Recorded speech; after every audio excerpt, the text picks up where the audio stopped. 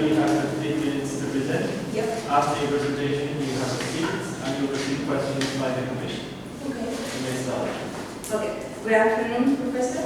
Today I'm going to present you my research study about the possible impact of motivation orientation on EFL learners' writing ability.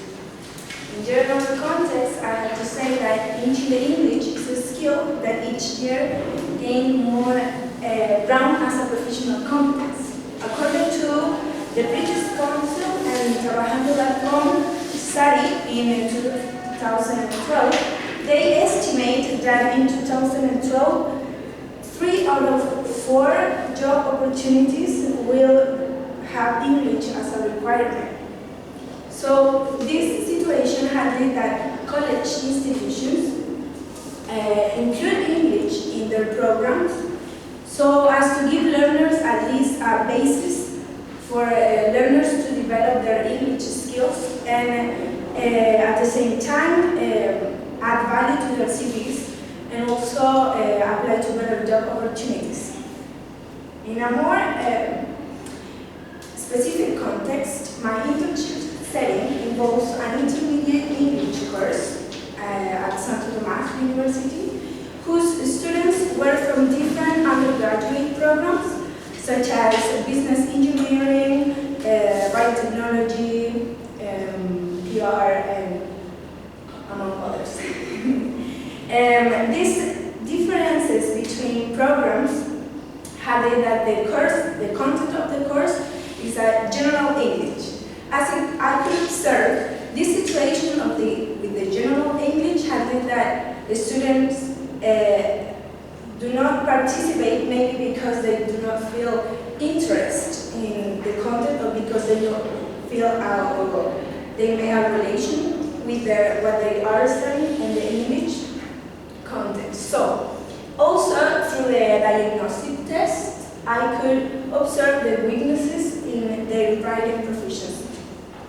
Taking into account these two problematics, the lack of participation and their weaknesses, is that I choose motivational orientation as a focus on the study because Robert Gardner and Wallace Number in 1972 state how learners or how attitudinal and motivational factors could affect second language learning, and they state that some learners are more willing to succeed in learning language when they are integrative or instrumental oriented.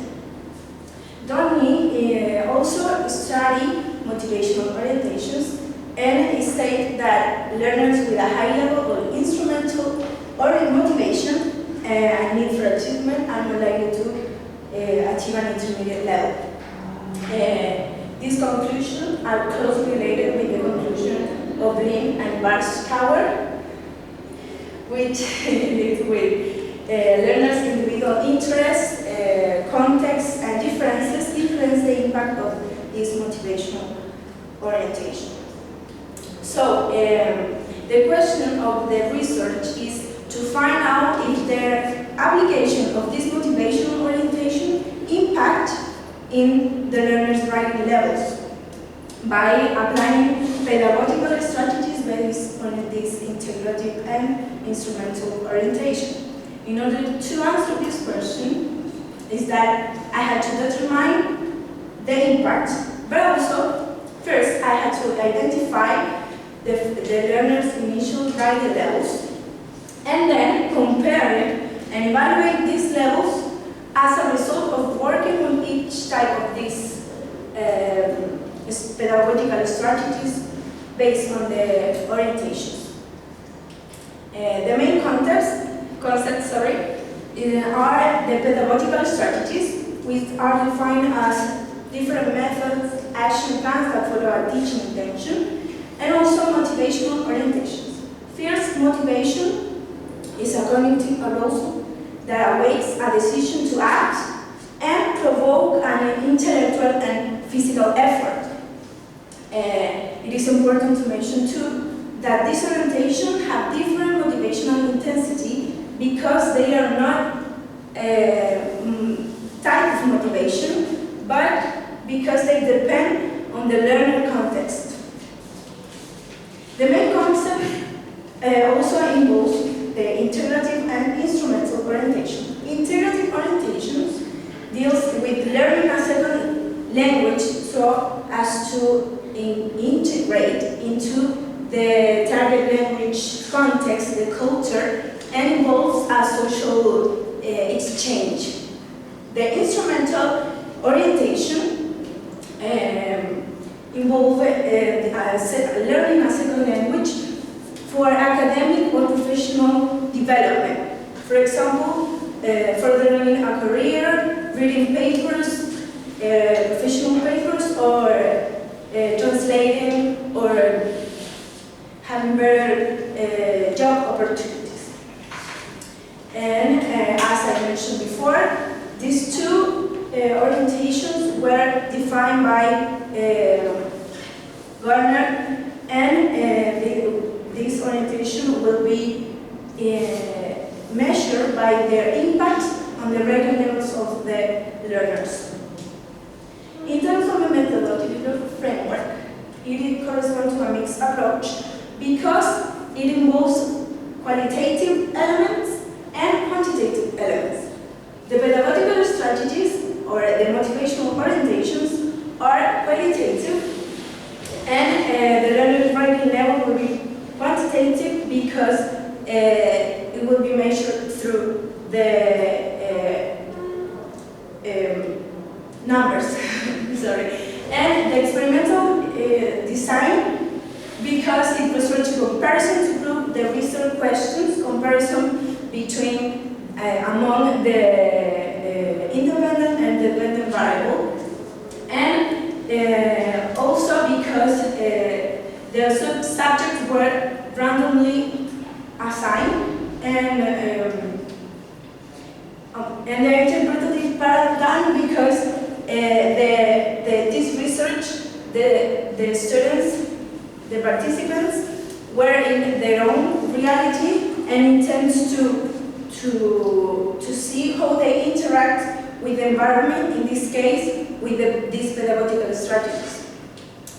In terms of procedure, first I applicate the pre-task. It was a pre-task because the idea of the pre-task was non-oriented at all, but because the idea was to have a baseline of the writing levels of the learners. Then in a different day, I apply an instrumental-oriented lesson plan, which involved the topic, and at the end of the class, the students were able to write a short piece of text. And same with the integrative lesson plan, these 3 tasks and lessons were applied in 3 different days. The selection of the participants were before the task because from 26 students, the idea was to have the 3 tasks from all the students who attended to the classes. So only 4 students were able to be part of the study because they did the 3 tasks. Their tasks were assessed, and this gave numbers, bands, I'm going to explain later, and this data were organized into table, graphs, and interpreted, and through theory, and conclusions were drawn. The data collection, the pre-tasks involve a traveling topic, involve description and preference in the prompt, and between 30 and 35 words. So the idea to have these similarities among tasks is avoid interferences as much as I could. Then these tasks were assessed through the PET scale, which was approved from the Cambridge University, and in terms of criteria, involves content, communicative achievement, organization, and language. These criteria had descriptors in which it involved the assessment of the bands from 0 to 5, and then a distribution analysis techniques took place in order to group these results, put it into tables and graphs, then analyze it and triangulate it through theory. In terms of findings, I'm going to explain two subjects which were the most important ones, if I say. The subject one, as you could see, BO represents the baseline, integrative, and then instrumental task. He did not present any variation among the orientations because he already had a very good level, and you could see that in terms of content in the instrumental task, he had a variation, but it was because he misunderstood the prompt of the task. But subject 2, as you could see, he had a very low band score in the baseline, and under the influences of any of the orientation, he presented a variation. Yeah. This could be explained, as Garner also postulated, because there is a correlation between the integrative and instrumental orientations. They can be correlated and separated at the same time. It depends on the student's interest.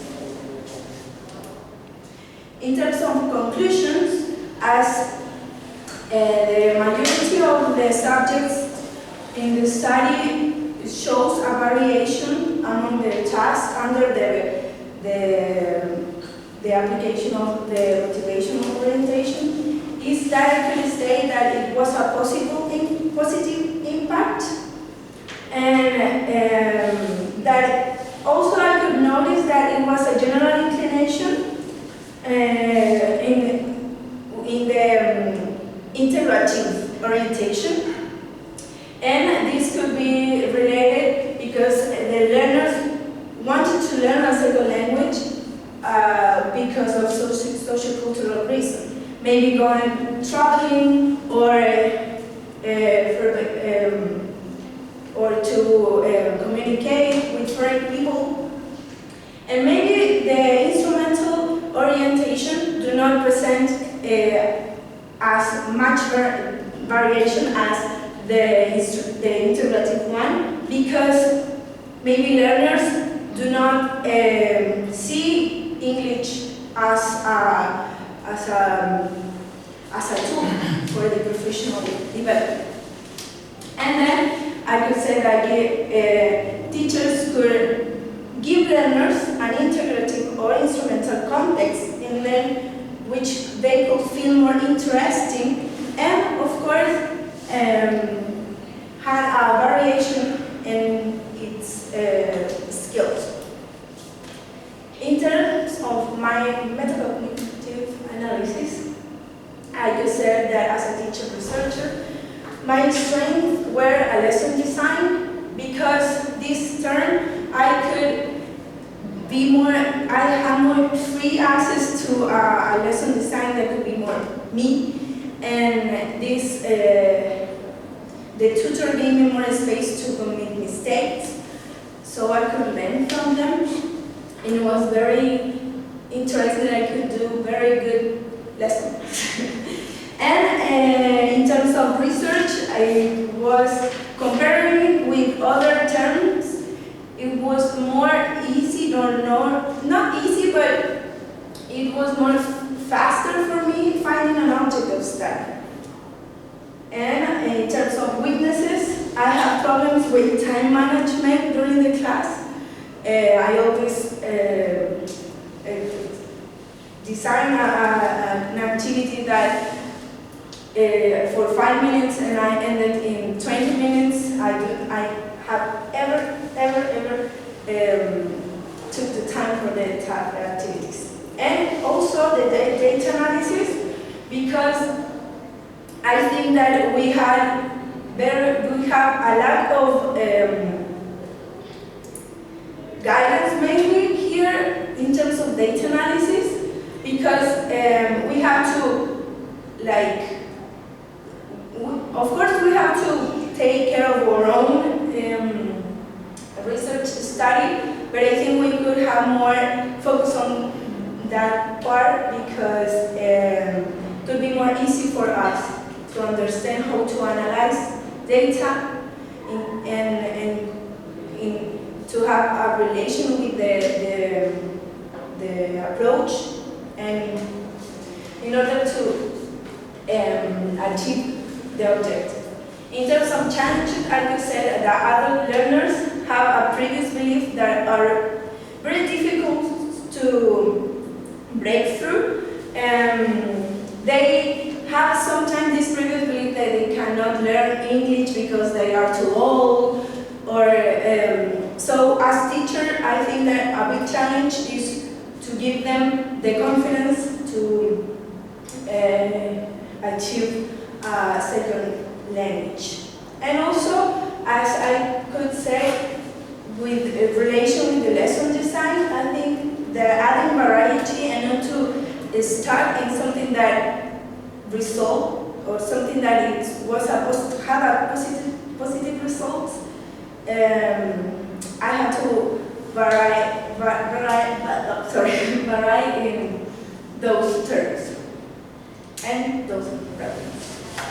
Vanessa?